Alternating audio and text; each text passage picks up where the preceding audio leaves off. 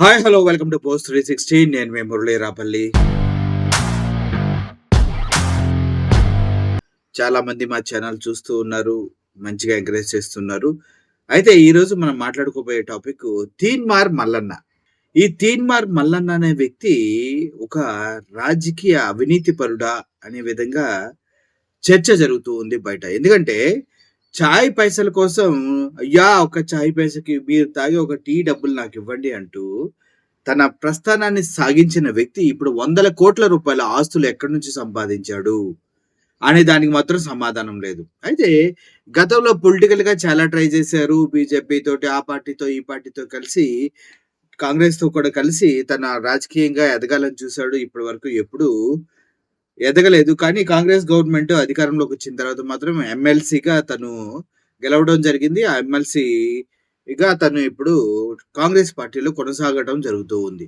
అయితే ఈ తీన్మార్ మల్లన్న నోటి దూల మామూలుగా లేదు. ఎందుకంటే వాడికి బాగా బలిసింది అంటూ చాలామంది మాట్లాడుతూ ఉన్నారు. ఎందుకు అంత బాగా బలిసిందంటే ఇష్టానుసారంగా ఎవరిని పడితే వాడిని తిడుతూ చాలా వల్గర్ లాంగ్వేజెస్ వాడుతూ ఉన్నాడు కాబట్టి వాడికి బాగా బలిసింది. వాడు మనిషిలా కాకుండా బలు బలిపెక్కిన దున్నలాగా మాట్లాడుతున్నాడు అంటూ చాలామంది అంటూ ఉన్నారు. అయితే రీసెంట్‌గా తెలంగాణలో బీసీల యుద్ధ భేరి అని ఒక ప్రోగ్రామ్ జరిగింది. ఆ ప్రోగ్రామ్‌లో బీసీ నాయకులు ఎవరు పాల్గొననప్పటికీ, బీసీ విద్యార్థులు అక్కడ జాయిన్ అయిన వాళ్ళందరినీ మభ్యపెట్టి డబ్బులిచ్చి పిలిపించారనే అభియోగాలు ఉన్నప్పటికీ, కానీ తీన్మార్ మల్లన్న ఆ బీసీ వేదికపై చేసినటువంటి వ్యాఖ్యలు రాజకీయ దుమారానికి తెరలేపాయి. రీజన్ ఏంటి? ఎవడో ఒకడు మహేష్ రెడ్డి అని ఒకడు ఓ కామెంట్ పెట్టాడంట, బీసీలంతా రెడ్లు ఉచ్చ తాగండ్రా అంటూ. సరే, ఆ కామెంట్‌ని తను పర్సనల్‌గా తీసుకొని, మా బీసీల మీద బతుకుతున్నార్రా పిచ్చనా కొడకల్లారా మీరంతా. బీసీల ఉచ్చ మీరు తాగండ్రా, మా బీసీలని మీరు ఉచ్చ తాగమంటారా అంటూ వేదికపై రెచ్చిపోయి మాట్లాడటం జరిగింది. ఒక విషయం ఇక్కడ మనం గమనిస్తే, ఏ నాయకుడు, ఏ రెడ్డి నాయకుడైనా కూడా, ఏ బీసీ నాయకుడైనా కూడా ఇంత వల్గర్‌గా మాట్లాడటం ఇప్పటివరకు మనం చూడలేదు.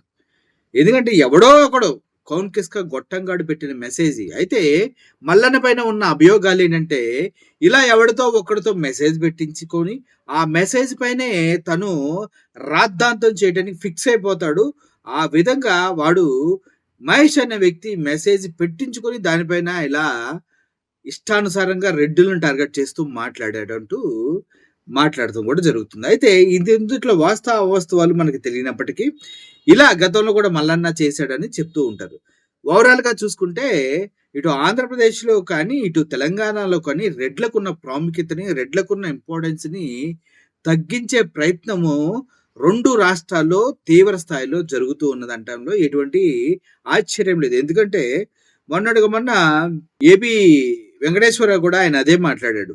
కాపుల్ని మనం తొక్కేస్తున్నారు. ఏంటి వాళ్ళ అధికారం, మనల్ని కాపుల్ని అనేంత సీన్ ఉందా అన్నట్టుగా ఆయన అధికారంలో లేకపోయినా కూడా కాపుల్ని వెనకేసుకుంటూ వచ్చి ఒక ప్రతిష్టాత్మకమైనటువంటి పోలీస్ జాబ్ చేసి కూడా ఆయన కులపిచ్చితో రగిలిపోయిన విషయం మనందరికీ తెలిసిందే. దాంట్లో తనకి ఎంతో మేలు చేసినటువంటి వైఎస్ రాజశేఖర రెడ్డి గారిని కూడా వదలకుండా మాట్లాడటం మనకందరికీ తెలిసిందే. అలా ఏబీ వెంకటేశ్వరరావు తన అక్కసు మొత్తాన్ని అటు రాజకీయ నాయకుల పైన, రెడ్డి సామాజిక వర్గం పైన వెలగక్కడం జరిగింది. మళ్ళీ ఇక్కడ కూడా తెలంగాణలో కూడా ఇష్టం వచ్చినట్టుగా నోటికి మాట్లాడుతూ రెడ్లంతా బీసీల ఉచ్చ తాగండ్రా అంటూ చేసిన వ్యాఖ్యలు సర్వత్రా చాలా చాలా దుమారం రేపినప్పటికీ ఎందుకు మరి రెడ్డి సామాజిక వర్గం అన్నీ మూసుకొని కూర్చుందనేది ఎవడికి తెలియట్లేదు. ఎందుకంటే తెలంగాణలో ఉంది రేవంత్ రెడ్డి. ఆయన ఆయన అధికారంలో ఉన్నప్పుడు ఆయన పార్టీలో ఉన్న వ్యక్తే రెడ్డిల పైన ధ్వజమెత్తి ఇటువంటి అసహ్యమైనటువంటి వ్యాఖ్యలు చేసినప్పుడు రేవంత్ రెడ్డి మిగిలిన వాళ్ళంతా ఎందుకు నోరు మూసుకొని నోరు మెదపకుండా ఉన్నారంటే వీళ్ళందరికీ ఒక అల్టిమేటం వచ్చిందంట, ఎవరు దీనిపైన స్పందించకండి అని.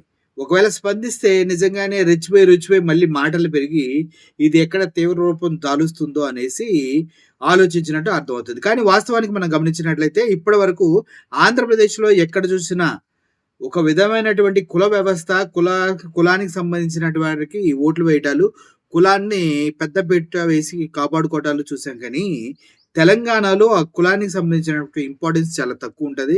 అందరూ కలిసిమెలిసి అన్నదమ్ముల్లాగే ఉంటారు. ఎవరు కులాల్ని అంతగా పట్టించుకోరు. వాళ్ళకి ప్రాంతీయ భేదాలు తప్పించి కుల భేదాలనేవి ఉండనే ఉండవు. కానీ సో కాల్డ్ తీన్మార్ మల్లన్న బీసీలని సెపరేట్ చేస్తూ, బీసీలని వేరు చేస్తూ, కులాలని రెచ్చగొట్టే వ్యాఖ్యలు మాత్రం బీభత్సంగా చేస్తున్నాడంటంలో ఎటువంటి సందేహం లేదు. ఈయన టీ పైసలు అడుక్కునే దగ్గర నుంచి ఇప్పుడు హెలికాప్టర్ ఎక్కేదాకా తన జర్నీని చూసినట్లయితే ఇలా ఏదైతే తనకు కావాలో, ఏం చేస్తే తను ప్రజల్లోకెళ్తాడో అటువంటి ట్వీట్లు పెట్టించుకుని, అటువంటి సమస్యలను వెతికి అలాగే ఫైట్ చేసుకుంటూ తను స్వార్థపూరితమైనటువంటి రాజకీయాలు నడిపించుకుంటూ ముందుకు సాగుతూ ఉన్నాడు. మొన్నటి వరకు కనీసం 15-19 వరకు అద్దింట్లో ఉండి రెంట్ కట్టలేని స్థితిలో ఉన్నటువంటి తీన్మార్ మల్లన్న అండ్ ఫ్యామిలీ ఇప్పుడు కోట్లకు పడిగలెత్తి హెలికాప్టర్‌లో ప్రయాణించే స్థాయికి ఎదిగాడంటే ఒక్కసారి ఆలోచించండి. తన స్ట్రాటజీ ఎలా ఉంటుందో. అయితే అక్కడ గూడా హెలికాప్టర్ వరకు ఎదిగారు. ఏంటంటే ఏమా బీసీ బిడ్డలు హెలికాప్టర్ ఎక్కకూడదా? బీసీ బిడ్డలకి హెలికాప్టర్ ఎక్కే హక్కు లేదా? బీసీ బిడ్డలు హెలికాప్టర్ ఎక్కొచ్చు. బీసీ బిడ్డల్ని ఎవ్వడు తక్కువ చేయట్లేదు మిస్టర్ తీన్మార్ మల్లన్న. నీలాగా అందరూ దొడ్డిదారులు రాజకీయాలు చేయలేకపోతున్నారు పాపం బీసీ బిడ్డలు. అదే ప్రాబ్లమ్ ఇక్కడ. ఎందుకంటే నువ్వు చెప్పే అబద్ధాలు, నువ్వు చేసే అసత్య ప్రచారం, నువ్వు చేసే బ్లాక్ మెయిల్స్, నువ్వు చేసే దందాలు వాళ్ళు చేయలేకపోతున్నారు పాపం బీసీ బిడ్డలు. ఎందుకంటే ఇప్పుడు నిజంగా చెప్పాలంటే రాజకీయంగా రెడ్లు, కమ్మ ఈ కూటమిలో వెల్మాస్ వీళ్ళే ఉంటే ఇప్పుడు చాలా మంది బీసీ లీడర్స్ లేరా? ఎంపీల దాకా వెళ్ళిపోయి ఉన్నవాళ్ళు లేరా? మరి వాళ్ళంతా ఎందుకు నోరు మెదపట్లేదు? మేము బీసీలుగా మాకంటూ రాజకీయాల్లో ఒక ప్రత్యేకమైన స్థానం ఉంది. మేము చాలా దూరం ఎదిగాను. గౌడ్స్ ఉన్నారు చాలా మంది. ఆ గౌడ్స్ అంతా బీసీలే కదా! రాజకీయాల్లో ఎదగలేదా?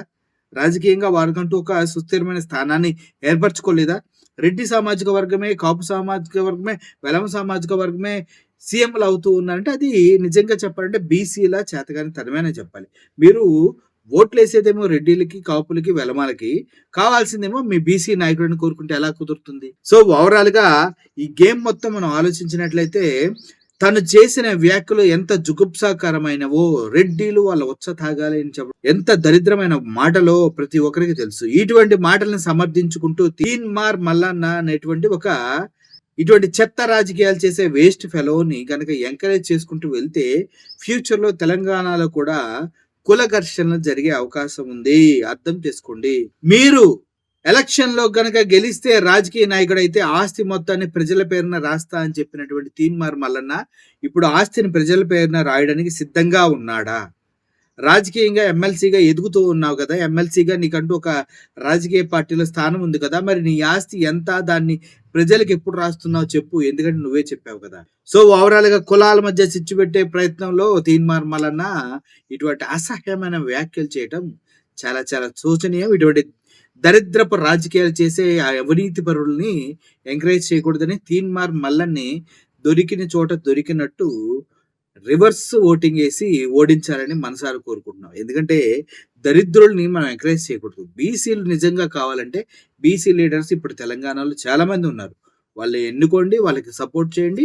బీసీ లీడర్‌ని సీఎంగా కూర్చోపెట్టండి. ఇది బీసీలకి, ఎస్సీ, ఎస్టీలకి వీళ్ళందరికీ ఉన్నటువంటి హక్కు. అంతేకాదు ఇప్పుడు కులగణనలు ఏవైతే తెలంగాణలో జరిగినాయో అవన్నీ అవాస్తవాలని చెప్తూ ఆయన మాట్లాడటం జరిగింది. కులగణనలు చేసింది ఎవరు? రేవంత్ రెడ్డి సర్కారు. గతంలో కులగణనలు చేయడానికి వెళ్ళినప్పుడు మాట్లాడింది ఏంటి రేవంత్ రెడ్డి? ఎవరు పడితే వాడొచ్చి అడిగితే మీ డీటెయిల్స్ అన్నీ ఇవ్వాలా అని మాట్లాడాడు. కానీ ఈ రోజు ఏం చేస్తున్నాడు? అదే కులగణనలు ఆయన చేసి అందుట్లో అవకతవకలు చేసినయి దానిపైన మాట్లాడుతూ తీన్మార్ మల్లన్న ఇటువంటి అనుచితమైన వ్యాఖ్యలు చేయటం జరిగింది. ఓవరాల్‌గా ఈయన కాంగ్రెస్ పార్టీకి వ్యతిరేకంగా వెళ్తూ ఉన్నాడు. బీజేపీకి వ్యతిరేకంగా వెళ్తున్నాడు. టోటల్ సమాజానికి వ్యతిరేకంగా వెళ్తూ ఉన్నాడు. కుల వ్యవస్థల్ని తట్టి లేపి రెచ్చగొట్టి యుద్ధానికి ప్రోత్సహిస్తూ ఉన్నాడు. ఇటువంటి వ్యక్తుల్ని గనక మీరు పక్కనుండి ప్రోత్సహించినట్లయితే తెలంగాణలో చాలా ఘోరమైనటువంటి పరిస్థితులు ఎదుర్కోబోతున్నారు ఫ్యూచర్. కాబట్టి ఇటువంటి వారిని ఎలిమినేట్ చేయండి. రాబోయే రోజుల్లో తీన్మార్ మల్లన్న అనుచితమైన వ్యాఖ్యలు చేయకుండా మీరే మీ ఓట్లతోటి, మీ మాటలతోటి సమాధానం చెప్పాల్సిన అవసరం ఎంతైనా ఉంది. Thank you for watching this video. I am Murali signing off. Thank you so much.